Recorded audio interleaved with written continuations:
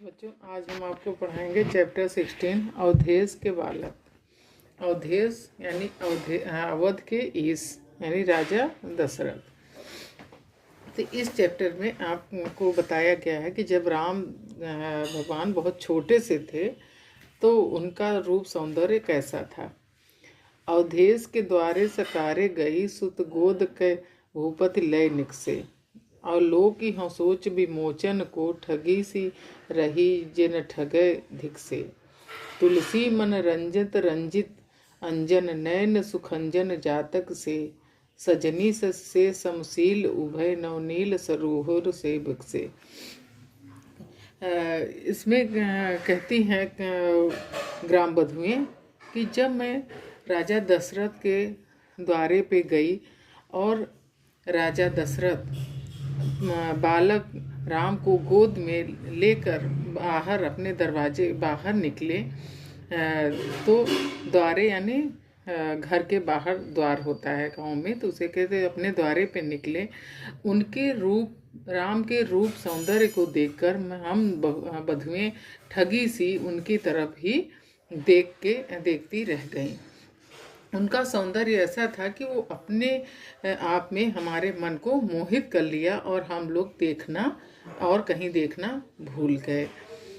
उनकी जो आँखें हैं वो खंजन पक्षी के बच्चे के समान, जो एकदम कहा जाता है तीखे नए नक्श वाले थे, और उनका जो रूप सौंदर्य था वो अनायास ही अपने और हमारे मन को आकर्षित कर रहा था।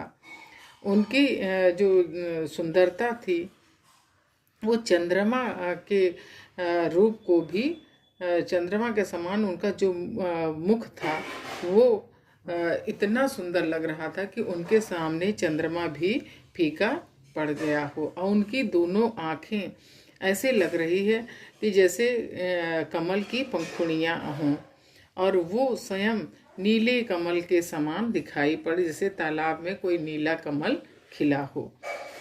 तो यहाँ ग्राम बधुओं का कहना है कि जब मैं दशरथ के दरवाजे पे गई और राजा दशरथ अपने पुत्र राम को गोद में लेके निकले, तो उनके रूप सौंदर्य को देखकर हम लोग ठगे से रह गए।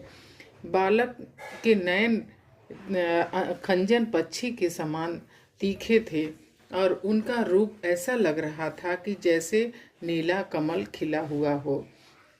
चंद्रमा के समान उनका मुख अत्यंत ही सुंदर लग रहा था।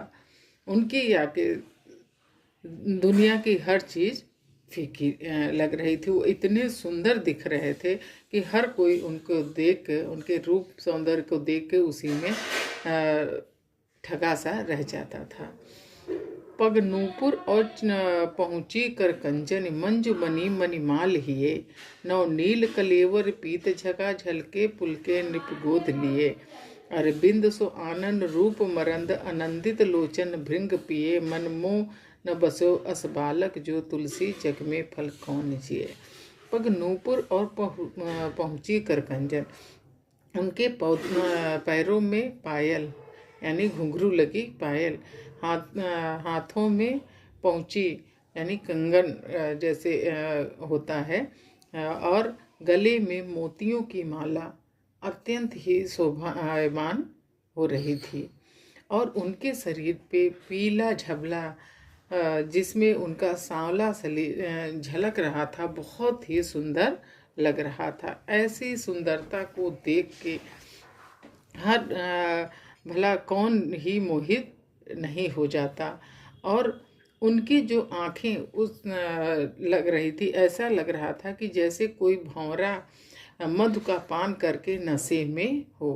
लोग कहते हैं ना कि आँखें एकदम नशीली सी लग रही थी, यानी बहुत सुंदर और बड़ी बड़ी, दूसरों को मोहित करने वाली। तो उनकी आँखें ऐसी लग रही थी कि मधु का पान किए हुए भंवरे हों।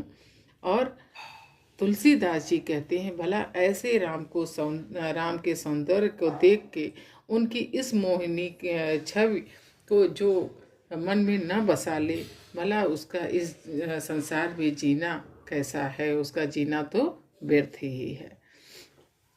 तन की दुति श्याम सरोरु लोचन कंज की मलजुल ताई हरे अति सुंदर से असोहत धूरि भरे छवि भूरि अनंग की धूरि धरे दमके ततिया दुत दामिन जो किलके कल बाल विनोद करे अवधेश के बालक चार्य सदा तुलसी मन मंदिर में बिसरे। शिशु राम का सांवला शरीर और काली आंखें नील कमल के समान शोभा पा रही थी। उनका धूल से लिपटा शरीर अत्यंत ही सुंदर लग रहा था। ऐसा लग रहा था कि उनके आगे कामदेव की सुंदरता भी फीकी पड़ गई। और जब वो हंसते थे तो उनकी जो अभी अभी निकली हुए दांत थे वो बहुत ही सुंदर लग रहे थे। ऐसा लगता था कि जैसे बिजली के बीच जैसे बादल के बीच बिजली चमक रही हो। तुलसीदास जी कहते हैं, ऐसे सुंदर सलोने दशरथ के चारों पुत्र हमेशा मेरे मन रूपी मंदिर में विराजमान रहें। बरदंत की पंगति कुंद कली अधराधर पल्लव खोलन की चपला चमके घन बीच जगह छवि मोतिन माल अमोलन की घुंघरारे लटे लटके मुख ऊपर कुंडल लोल कपोलन की न्यौछावर प्राण करे तुलसी बलि जाऊं लला इन बोलन की। राम जब किलकारी मारकर हंसते हैं तो उनकी जो दंताले दांतों की पंक्तियां जो दिखाई देती हैं, उनके ओठों के खुलने पर ऐसा लगता है कि जैसे कि मोतियों की माला पिरोई गई हो। उनके ओठ खुलने पर दांत दिखाई देते हैं और दांत ऐसे सुंदर सधे हुए हैं, ऐसा लगता है कि जैसे कोई मोतियों की माला बनी हुई हो।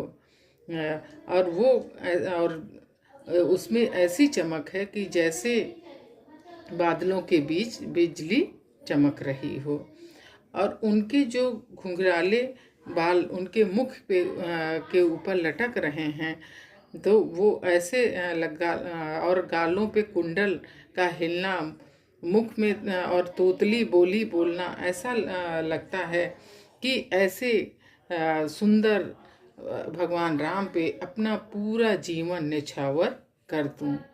तो तुलसीदास जी कहते हैं कि राम भगवान के जो दांत मुख जब वो खोलते हैं तो उनके दांतों की पंक्तियां कैसी लगती हैं, मोतियों की माला के समान। और जब वो हंसते हैं तो उनकी दतुलियां मोतियों के समान चमकती हैं। उनकी घुघराले बाल उनके मुख पर ऐसे लौटते हैं, लटकते हैं और कुंडल जैसे कि अगल बगल भौरे लटक रहे हों। ऐसी उनकी सुंदरता पर अपने प्राण निछावर करने का मन करता है। तो बस बच्चों, हमारे ख्याल से अब आपको समझ में आ गया होगा।